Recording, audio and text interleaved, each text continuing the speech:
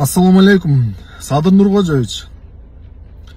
Азыр 1-май сотунан чыктым. Руслан Бекназаровдун сот отурумуна катышып чыктым. Руслан Бекназаров ушул убакка чейин экстремизм менен айыпталып келип, бүгүн переквалификация болуп, карызга акча берүү деген айып коюлду. Бул деген эмне? Бул мындай жөн эле кармап атасыңарбы же саясий куугунтукпу? Эмне бул? Садыр Нуркожоевич.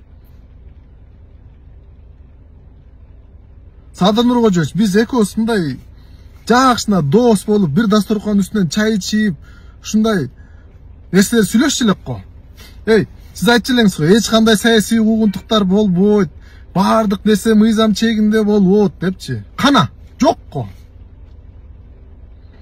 Мен келдим, кабыл алыңыз, жардам берейин, жумуш эле сурабайм. Жардам берели, колдон келишче деп келсе кабыл да албайсыңар. Качасыңар го тырдактап. Мына прокурор, эмне прокурор? Экстремизмден келип туруп, акча берүүгө айланып кетеби? Садыр Нуркожоевич, өзүңүз контролго алып карап коюңузчу мындай, же өзүңүздүн контролуңуздабы?